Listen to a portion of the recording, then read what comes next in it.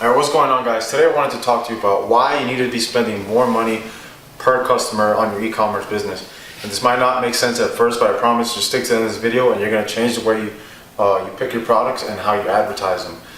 So I first learned this concept from Russell Brunson. I read his book, .com Secrets, and in there he has a quote that says, "Whoever can spend the most money to acquire a customer wins."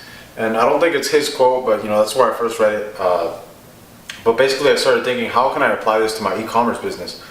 How can I spend more on my e-commerce business while staying profitable? And the only way I thought of doing that, I could either take a loss up front and recover it in my back end with retargeting and strong email marketing. That kind of works good for niche stores, but what I'm doing, I run like a general style store where I sell any kind of product. So the way for me to do it was to sell higher ticket products and increase my average order value in many different ways. So let me just show you an example really quick.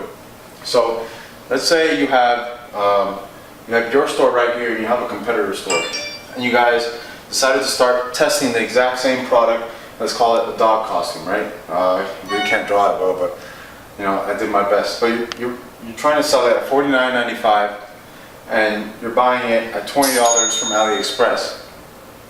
Now, you guys have the same product page. Let's say you have everything the same. Your store is pretty much set up the same. You have the same descriptions, everything's the same. You start running Facebook ads at $10 a day. You both run it for 3 days. Facebook gives you the same amount of reach. You're competitive on the same auction at the same level. So you each have the same, no one has an advantage over the other. So you run the ads for 3 days.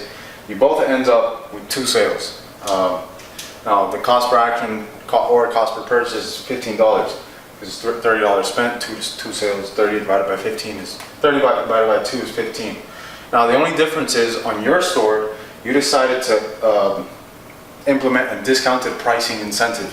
So what that is, you install an app basically where someone decides to buy 2 let's say the dog costume, they'll get 10% off their order. So if they buy 3, they can get 15% off. So you installed that in your store and your competitor didn't. So, let's say both of your customers decided to take that offer. They bought 2 dog costumes. Let's say they have 2 dogs. So in your total revenue ends up being $179.82.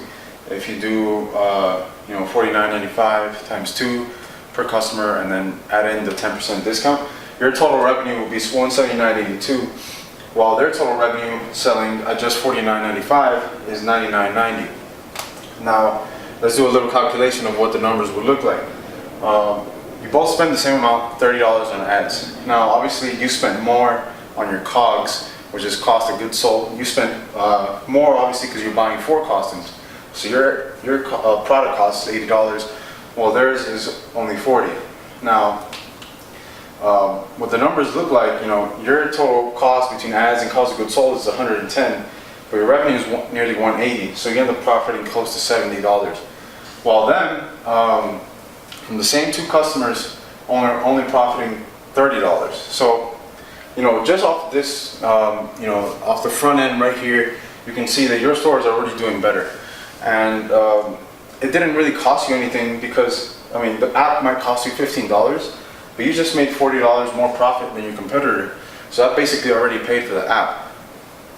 So $40 on average more. So actually it's $40 more than you made so it's actually $40 more than you made than your competitor. So it's actually $20 more profit per customer. So if you think about it, what would it cost your competitor to spend $20 more to acquire a customer? If your competitor were to spend $20 more to acquire a customer, their ad costs, both ad costs would go to 70, right? Let's say we're spending $20 more per customer, ad costs go to 70. Now it's 70 plus 40. Now their total costs are 110, while they still only brought in $99.90. So now they're in the negative, they're in minus 10. So whereas if you had to spend $40 more, $20 more to acquire a customer, your total ad spend is 70, your cost of goods sold is still 80, 150 is your total costs. Now your total revenue is 180 still. So you're still making $30 profit on, you know, still spending higher and, you know, still spending $20 more per customer. So this is where it becomes really, really important, and this is what I say why you need to be able to spend more per customer. If you're able to spend more profitably, you're gonna outbeat your competitors, because they're not gonna be able to stay profitable. Because if they're spending more, if ad costs rise, they're gonna have to eventually cut off their ads because they're either breaking even or they're negative. But you have the discounted pricing app, or you have other ways of increasing your average order value. You, despite ad costs going up, you still maintain profitable because your margins are bigger. So this is what I'm doing in my e-commerce stores now. Like, I literally have a product that I'm buying on AliExpress for $38. I'm selling it on my store for $80, and I actually get a discount on the product because I'm buying it at wholesale from my supplier. And so basically my margin is around $45.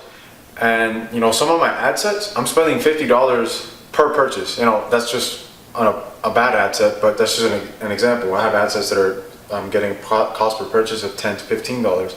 But on some of my ad sets, my cost per purchase is $50 and my margin is $45. So if you just look at it, if you're looking at it like that, you would think that I'm like losing money. But since I'm, you know, increasing my average order value with bundles and discounted pricing and upsells, you know, in the cart after they purchase, I have cross sells on the product page and down sells after they purchase. You know, I have all these things to increase their average order value. I'm able to maintain it profitable even at really high cost per purchase. So, you know, that gives me a huge advantage, and I'm applying it to, now I'm testing all my products like this, and it's really working for me right now in 2018. So I hope you really try something, try this, and start changing the products you test, and start increasing your average order value. Once you see a few sales, like, add those apps right away. And you know, this is going to really help you. And if you found this valuable, and if you want to see more videos like this, just drop a like, subscribe, leave a comment if you have a question, and I'll catch you guys in the next video.